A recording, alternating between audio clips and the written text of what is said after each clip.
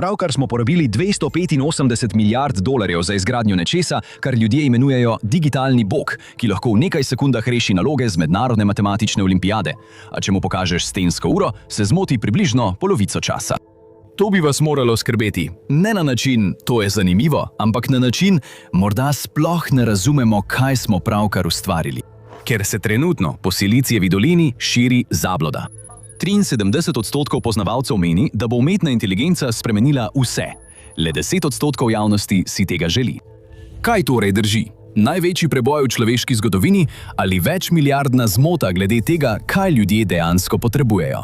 Zato zaupanje v umetno inteligenco upada. Odtlej, ko se je umetna inteligenca pojavila z drzno obljubami, je bila za prve uporabnike nenavadna in neenotna izkušnja. Deluje kot zelo napreden mehanski Turek, programiran za izvajanje določenih nalog. Toda ali je uspešen, je odvisno prav od pogojev uspeha. Pri nalogah z zelo specifičnimi in objektivnimi pogoji je izjemno dober. Programska oprema je z lahkoto opravila pravosodni izpit, izjemno zahteven pravni preizkus, na katerega se bodoči pravniki pripravljajo mesece, in to zgolj s pregledovanjem vseh dostopnih podatkov za odgovore. Toda odvetniki, ki ga uporabljajo za pripravo izjav pod prisego v pravnih dokumentih, so bili pogosto deležni neprijetnih presenečenj. Ugotovljeno je bilo, da umetna inteligenca si izmišlja sodne primere, da bi podprla svojo stran, zaradi česar je bil več kot en odvetnik grajen s strani sodnika ali celo ogrožen z izključitvijo iz odvetniške zbornice, ker je poskušal predstaviti lažen primer na podlagi umetne inteligence. Zakaj torej umetna inteligenca toliko stvari naredi prav, hkrati pa tudi toliko narobe? Strokovnjaki za umetno inteligenco so preučili vzpone in padce sistema ter odkrili nekaj šokantnih pomanjkljivosti. Ne uspe prepoznati preprostih dejstev, kot je štetje števila črk R v besedi strawberry, ali pa napačno prepozna čas prikazan na analogni uri, kar je pogosta napaka, ki jo modeli naredijo v 50% primerov. In včasih so te napake lahko nevarne. Googlovi AI povzetki so na šaljivo vprašanje, koliko kamnov naj pojem, odgovorili, da naj ljudje pojedo en kamen na dan, in sicer na podlagi članka satirične spletne strani The Onion. UI pravilno razume velike stvari, pogosto pa se zaplete pri malenkostih. Temu pravimo nazobčana meja in zaradi tega je vse vprašljivo. Do februarja 2026 je bilo samo v ZDA v umetno inteligenco vloženih 285,9 milijarde dolarjev s ciljem izboljšati tehnologijo in tekmovati v tem, kar v bistvu postaja tehnološka oboroževalna tekma. Letna investicija v višini 25,2 milijarde dolarjev v generativno umetno inteligenco je enaka strošku gradnje 17 Burj Khalifta.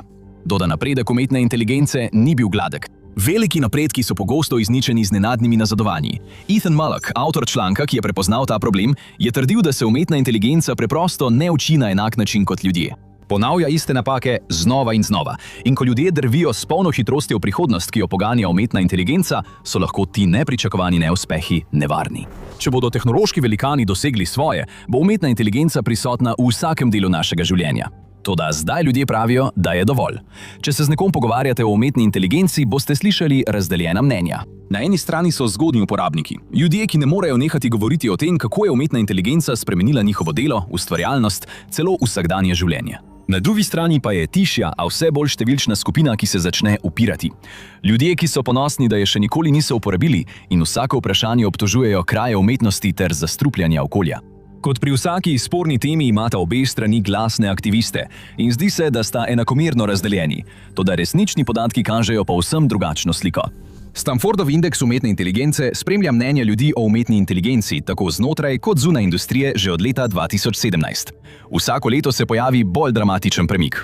Trenutno obstaja ena skupina, ki popolnoma verjame, da je umetna inteligenca v vzponu in da prihodnost prinaša le dobre stvari. Težava je v tem, da so to ljudje, ki so vključeni v umetno inteligenco.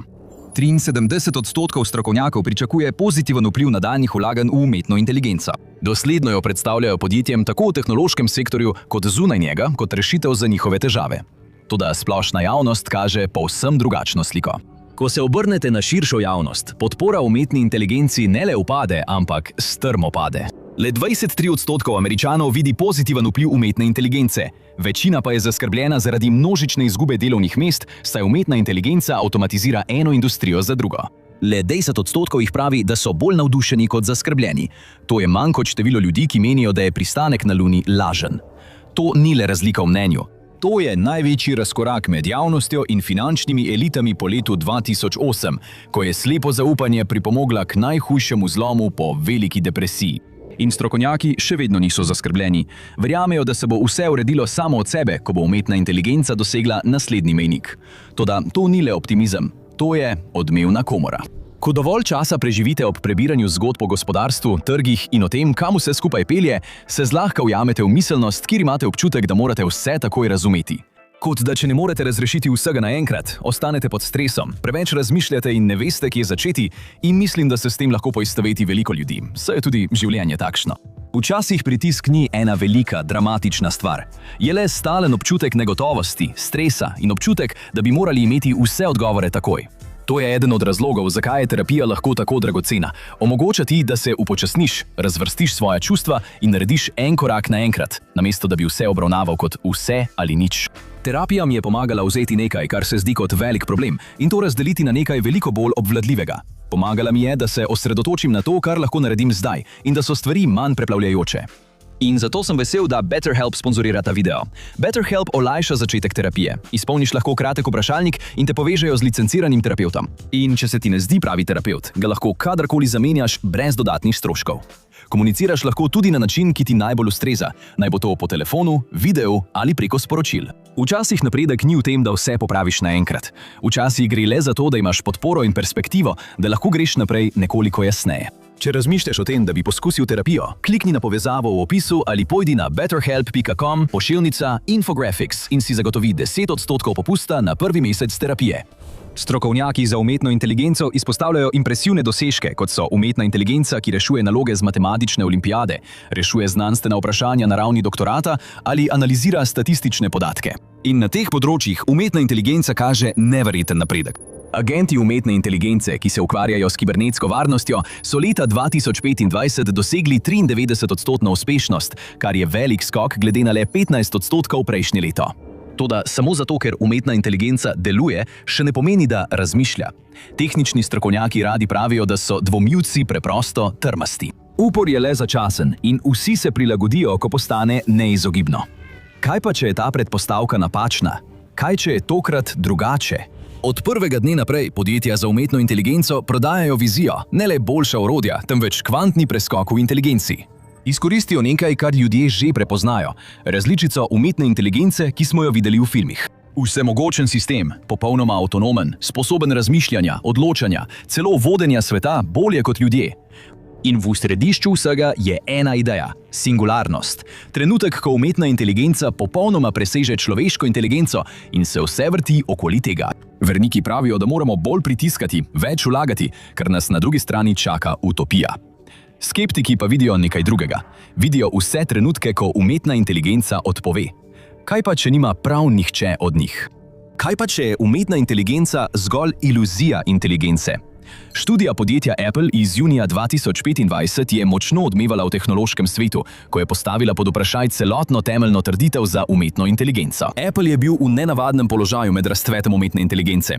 Še vedno je bil eno najmočnejših tehnoloških podjetij na svetu, vendar njegovi lastni napori na področju umetne inteligence niso prinašali pravih rezultatov. Bilo je več neuspešnih začetkov in po pritisku vlagateljev je podjetje spremenilo smer. Namesto, da bi poskušalo tekmovati samo, je začelo sodelovati z drugimi podjetji, da bi umetno inteligenco vključilo v svoje naprave. In to mu je dalo nekaj redkega v tehnološkem svetu – nepristranskost.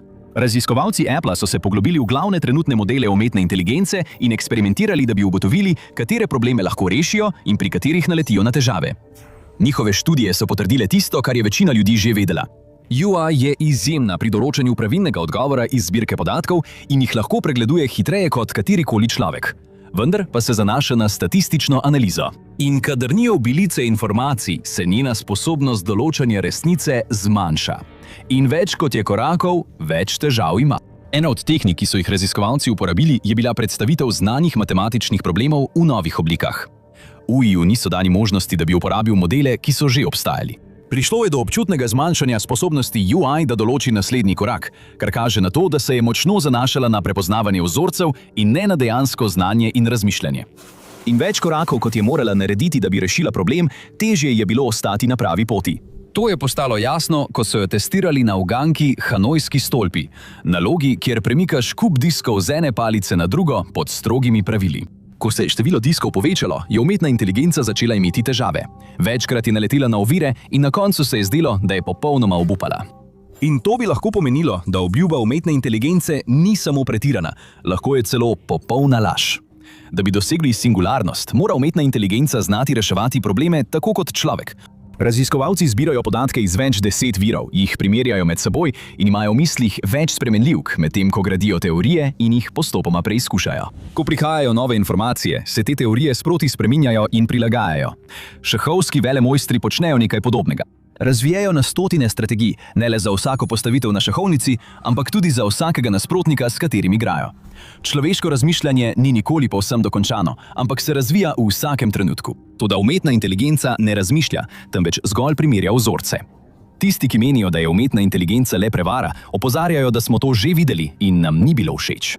Umetna inteligenca je zgolj veliko naprednejša različica samodokončevanja, ki poskuša napisati vaša e-poštna sporočila, še preden jih začnete tipkati, ali avtomatiziranega agenta za pomoč uporabnikom, ki vas prisili, da opravite vse korake, preden lahko govorite s pravim agentom. In to zato, ker umetna inteligenca napoveduje, kaj bo verjetno naslednji korak, in nato izbere izhod na podlagi verjetnosti. Črpa iz ogromnih podatkovnih zbirk po vsem internetu, analizira vzorce in način uporabe jezika ter ustvarja odgovore, ki statistično ustrezajo pozivu. Večino časa bo to spominjalo na goli minimum sprejemljivega odgovora, vendar ni potrebno veliko, da ga zmede.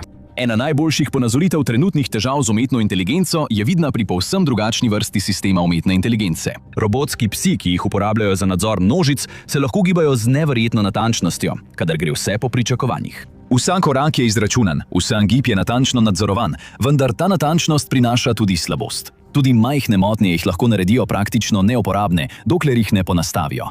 In to je umetna inteligenca danes. Neverjetno učinkovit in prepričljiv sistem za samodejno dopolnjevanje, ki ga je presenetljivo lahko zmediti. In mnogi pravijo, da se ne splača, še posebej glede na vse stroške. Kljub tem trajajočim pomislekom pa še vedno obstaja ogromno zanimanje za vlaganje v umetno inteligenco.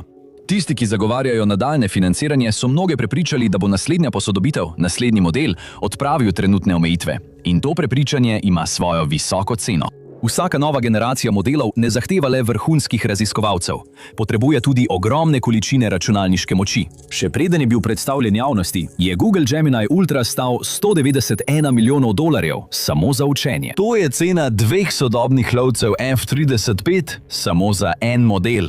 In to je šele začetek stroškov. Ni samo to, da ta neskončni projekt stane denar. Zahteva tudi ogromne infrastrukturne naložbe. Internet in vse povezane storitve se zanašajo na podatkovne centre, da jih ohranjajo delujoče. Pojav umetne inteligence in množična uporaba teh storitev sta povzročila ogromen porast povpraševanja. Leta 2024 je bilo zaznati 690% povečanje potrebe po podatkovnih storitvah, ki jih poganja umetna inteligenca. In pričakuje se, da bo to še naprej naraščalo za približno tretjino vsako leto. In to ne preoblikuje le našega interneta, temveč tudi naš svet. Podatkovni centri vznikajo po vsem svetu in zavzemajo ogromno razpoložljivih nepremičnin. Čeprav je večina novih podatkovnih centrov v tujini, ima ZDA skupno 43% vseh svetovnih objektov, ti centri pa porabijo ogromno energije, saj vsak dan obdelujejo milijone poizvedb. To zahteva veliko porabo elektrike in vode, zaradi česar skupnosti, kjer so ti centri zgrajeni, doživljajo večje emisije, slabšo kakovost zraka in celo pomanjkanje vode. Aktivisti proti umetni inteligenci si prizadevajo za moratorij na podatkovne centre, pri čemer navajajo vpliv na okolje. Toda tehnološki sektor poudarja, da ima vsaka poizvedba umetne inteligence zelo majhen vpliv, precej manjši ogljični odtis kot uživanje hamburgerja ali vožnja z avtomobilom. Težava je v tem, da nihče ne naredi le ene poizvedbe. Sistem je za mnoge postal stalni spremljevalec, kar se hitro nabere. Pravzaprav so stroški učenja Groka 4 ocenjeni kot enakovredni emisijam 17.000 avtomobilov v enem letu. In to ni edino področje, kjer ljudje občutijo posledice. Nasprotniki širjenja umetne inteligence imajo morda nenavadnega zaveznika – igralce videoiger. Čeprav običajno podpirajo napredek tehnologije, ljubitelji videoiger doživljajo najbolj neposredne posledice razmaha umetne inteligence. Cena DDR4 se je v zadnjem letu zvišala za več kot 2000% zaradi ogromnega povpraševanja podjetij, ki se ukvarjajo z umetno inteligenco. Tudi če si igralci to lahko privoščijo, morda tega sploh ne bodo mogli kupiti. Nekatera vodilna podjetja, ki izdelujejo RAM čipe, so popolnoma prenehala s prodajo posameznikom. Obstaja vse močnejše prepričanje, da so Američani prisiljeni sprejemati velike osebne in okoljske žrtve, da bi zmagali v oboroževalni tekmi na področju umetne inteligence. A stvar je v tem, da morda tega sploh ne počnemo. Vse vodilne podjetja za umetno inteligenco na svetu so ameriška, vključno z OpenAI in Anthropic, pa tudi večji tehnološki konglomerati kot sta Google in X. Kar zadeva naložbe, nihče jim ni niti približno blizu. Zasebni sektor Združenih držav Amerike je med letoma 2023 in 2024 v raziskave umetne inteligence vložil več kot 470 milijard dolarjev, pri čemer so številke vsako leto na to strmo narasle. Samo v letu 2024 so ZDA vložile 109 milijard dolarjev, v primerjavi s kitajskimi 9,3 milijardami dolarjev. In vse to morda ZDA niti ne uvrsti med najboljših 20, kar zadeva izvor nove tehnologije umetne inteligence, so Združene države še vedno na čelu. Države kot so Kitajska, Japonska in Južna Koreja močno tekmujejo, vendar so ameriška podjetja ohranila jasno prednost, tako v zmogljivosti kot v obsegu. Druge države zdaj aktivno iščejo partnerstva, licence ali vlagajo v ameriška podjetja za umetno inteligenco, samo da bi sledile hitremu napredku te tehnologije. Vendar se lahko dolgoročno izkažejo za boljšo naložbo, saj ZDA močno zaostajajo za ostalimi glede sprejemanja. Le 28,3% prebivalcev ZDA pravi, da redno uporabljajo umetno inteligenco pri svojih delovnih nalogah.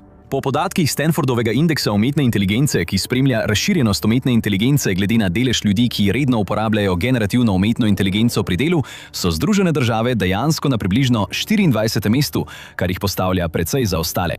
Po svetu druge države veliko hitreje vključujejo umetno inteligenco v svoje vsakodnevne rutine kot Američani. Med vodilnimi državami so bile Irska, Norveška in Francija z deleži v 40%. Singapur dosega 60,9%, medtem ko naftno bogati Združeni arabski emirati nadaljujejo svoj močan tehnološki zagon s 64% stopnjo uporabe. Te države vidijo potencial v umetni inteligenci in jo nasplošno dojemajo veliko bolj pozitivno kot Američani. Kar odpira vprašanje za tehnološke direktorje. Kaj gre narobe? Ni pomanjkanja dostopa. Vse ključne tehnologije umetne inteligence so skoncentrirane v Združenih državah. Prav tako ni težava v cenovni dostopnosti, saj je bila umetna inteligenca javnosti ponujena brezplačno že od predstavitve ChatGPT leta 2022. Čeprav večina zdaj ponuja naročnine za zahtevnejše uporabnike, še posebej za tiste, ki želijo ustvarjati videoposnetke in slike, je večina funkcij na voljo brezplačno z enim klikom. A vendar obstaja morda kulturna pregrada, ki jo je veliko težje premagati. V Evropi so se nekatere najvišje stopnje uporabe umetne inteligence pojavile v državah z dolgo tradicijo močnih sindikatov in zaščite delavcev. Na teh območjih je avtomatizacija pogosto predstavljena drugače. Namesto da bi jo videli zgolj kot grožnjo delovnim mestom, jo vse bolj dojemajo kot orodje, ki lahko zmanjša delovno obremenitev, poenostavi ponavljajoča se opravila in na koncu izboljša delovne pogoje. V tehnološko usmerjenih kulturah, kot je Južna Koreja, so mediji pripravljeni prikazovati nove tehnologije na pozitiven način. Vendar pa je slika v Združenih državah Amerike precej manj rožnata in ljudje niso zaskrbljeni le zaradi tega, da bi jim tehnologija ukradla prihodnost. Združene države Amerike imajo veliko prebivalstvo in v primerjavi z večino Evrope razmeroma šibkejšo socialno-varnostno mrežo. Zaradi tega mnogi ljudje umetno inteligenco vidijo manj kot povečanje produktivnosti in bolj kot neposredno grožnjo svojemu preživetju. Ta skrb se je še ukrepila, ko podjetja eksperimentirajo z nadomeščanjem delavcev, zlasti v službah za pomoč strankam in podporo s klepetalnimi roboti z umetno inteligenco. V več primerih so te uvedbe prinesli mešane rezultate, saj so podjetja kasneje zmanjšala avtomatizacijo in ponovno zaposlila človeško osebje, da bi zapolnila vrzeli. Za novo tehnološko inovacijo je samo ena stvar slabša od tega, da izgleda kot problem, da izgleda kot poraženec. In za mnoge običajne Američane trenutno umetna inteligenca izgleda kot oboje. Mnogi vlagatelji so opozorili, da morda dosegamo vrhunec umetne inteligence. Velike naložbe se bodo verjetno nadaljevale, vendar javnost ni prepričana. Manjšina Američanov je vse bolj navdušena nad umetno inteligenco, vendar niso pokazali sposobnosti, da bi segli izven te publike. In ko prihaja na dan več informacij o omejitvah te tehnologije, lahko strah pred neenakomernimi zmožnostmi umetne inteligence začne ohlajati naložbe. Navsezadnje, ali bo katerokoli veliko podjetje res vlagalo svojo infrastrukturo v tehnologijo, ki ne zna razmišljati, ampak samo napoveduje glede na to, kaj misli, da je odgovor. Morda ne, če dejansko poslušajo. Težava, s katero se trenutno sooča trg umetne inteligence, je, da je veliko njegovih največjih zagovornikov v nekakšnem mehurčku. toliko časa preživijo s svojimi somišljeniki in z umetno inteligenco, samo da ne vidijo opozorilnih znakov. In to pomeni, da so zgradili hišo iz kart, ki se lahko vsak trenutek zruši. Slabo poročilo o napredku novega modela umetne inteligence ali nesreča, ki bi jo povzročil slab nasvet enega od modelov, bi lahko povzročila množično razprodajo, zaradi katere bi se balon umetne inteligence razpočil. Številna podjetja izgubijo vse, kar vodi v najhujšo gospodarsko krizo po letu 2008, a to morda še ni najslabši možni scenarij. Tisto, kar skeptikom glede umetne inteligence ne da spati, je svet, kjer se sprejemanje umetne inteligence nadaljuje s polno hitrostjo naprej. Podjetja in vlade jo močno vključijo v ključno infrastrukturo ter ji zaupajo sprejemanje milijonov odločitev na dan. In potem gre nekaj narobe. Ena ovira sproži verižno zaporedje dogodkov, ki bi lahko povzročili zlom gospodarstva, interneta ali električnega omrežja, medtem ko umetna inteligenca poskuša razvozlati svojo napačno logiko. In to je povsem realna situacija.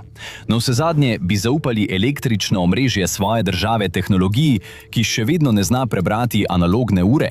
Nekateri sektorji ne čakajo, da bo umetna inteligenca popolna, preden jo uvedejo. Vseeno gredo naprej. Vlade vključujejo umetno inteligenco v vojaško načrtovanje in rezultati so zlovešči. Ugotovite, kaj se zgodi, ko se 95% simulacij vojn z umetno inteligenco konča s popolnim uničenjem. Ali pa si namesto tega oglejte ta video.